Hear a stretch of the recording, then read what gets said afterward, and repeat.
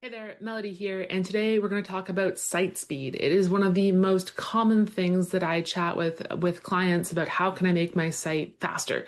The problem with addressing this issue is it's like it just feels slow. It's slower, it's quicker, it's slower, and there's not really any clear measurable way of measuring this. Now you might say, but Melody, there is. You can go on Google Console and you can do the speed test. Yes, you're right, but that's just on one page. And there are multiple different pages on a website, and it could be fast on the front end through Google Console, but then somebody could be experiencing slowness when they're trying to create content. So it makes it really hard to measure and actually have a great conversation. And what this leads to is gaslighting, and then just having not being on the same page with people and the illusion of progress. And so I was really backing my brain like, hey, how do I make this better? And then I found a great tool that I'm going to share with you today about how we can actually measure this on an ongoing basis. And then I had a little fun with it. So I'll one show you the tool, two show you how to install it, and then we're going to have a little fun at the end. So first, let's show you what it does. So I'm going to open up. So this is Wayfair. And because of this tool in this top right hand corner, you can see, hopefully you can see this, it just says 4.14. So this is how long it's taking for that page to load. And then I can click on it and get more information about what's making it load at that speed. I can look at my own site too. 8.86. I got some work to do. Let's just put it that way. But it gives me something to actually look at. And like if I look at different pages on my site, so it's 8.86 there. And then let's look at this site. Let's look at this page.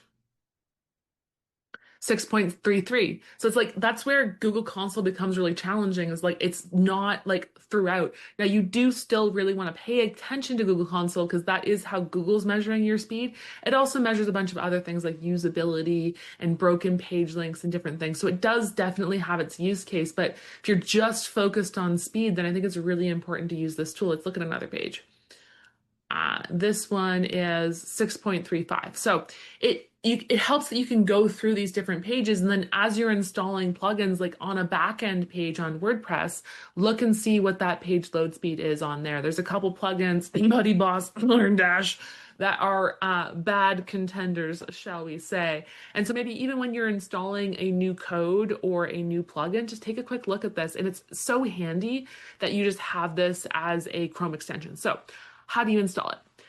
If you would like this lovely Chrome extension, then when you're on Chrome, you're going to have to be on Chrome for this. Click on your extensions over here and then go Manage Extensions. And then go to Chrome Web Store. And then do Page Load Speed. There's another one here. I don't know why I don't use this one, but I don't. I like this one. Not really any thought behind it. I think I might have tested both of them at one time, but this is the one that I use. So this is the one I recommend you use because it gets the job done. But if you want to test that other one, you go right ahead. So that's how, and you just go add to Chrome. It shows up here, and then you will need to just pin it as well. So once you have it installed, just go and find it. It'll be in your other portion and just click that little pin option. And that's what will put it up in this top corner for you. Now, the fun. I was like, okay, so how do I measure page load speed? So I decided to go on some other sites. So if we look at Amazon, Amazon's 5.13, which is, I thought they'd do better, honestly. Temu, 5.54, Apple, 1.91. Ooh, Apple, you on it, my friend. Now, since we're gonna go on Apple, how's Microsoft doing? Then you go to Microsoft 2.90. Ooh, a whole second longer for Microsoft. Rivalry. Now, this is where it gets interesting. New York Times 51.4. Not cool. I'm gonna bet you it's probably because of this massive ad space at the top. Not cool. Uh, Walmart 45.6. I was shocked. I was like 45.6. Wayfair, much better, 4.14, definitely an optimized site on here. Now, with these larger sites, I'm gonna bet you they're not on WordPress They're just too big. They're going to be custom coded, but they're also such big companies. They can have whole team, like their whole businesses are their website. They have whole teams behind these sites. And you want to keep that in mind. Like if you're around, if you're doing like seven figures to like eight figures or so, I don't know that it makes sense to have a whole team. I really like WordPress because you can get people in there fairly easily to be able to update things. The closer you get to that eight-figure mark, the more that you're probably going to have someone full-time looking after your site. Even with that full-time person or team potentially, you just want to be mindful of the risk of being dependent upon that and what weird custom code that they're putting on your site. That's why I like WordPress. Even with WordPress, you get weird custom code.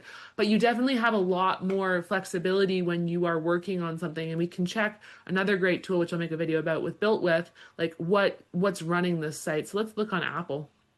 So on Apple's site, which is our golden child at this point, uh, ooh, misleading profile site first. Interesting. So they've got some like a whole bunch of weird stuff that I don't even understand. Let's look at a better one. Well, not a better one, but one that maybe is a little bit easier to understand. And let's see what they're running. So it's fully hosted, US hosting. So they used to have Edge Network. They used to be on Vultr at one point in time. Interesting, interesting. Varnish. So they're using Varnish, Apache, and then just, and this is the cool thing about this is like if you find, oh, Fastly application performance. If you find a really quick site now, New York Times is the worst contender, so I don't know if I want to use any of the tools that they're using on their site because they're clearly not working.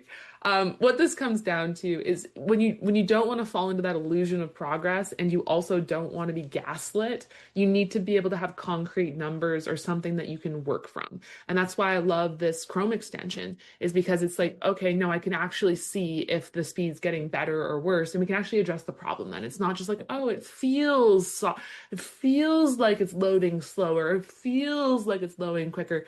I'm a feelings gal, don't get me wrong. But when we're trying to actually solve a problem, we need to have some concrete measurables of like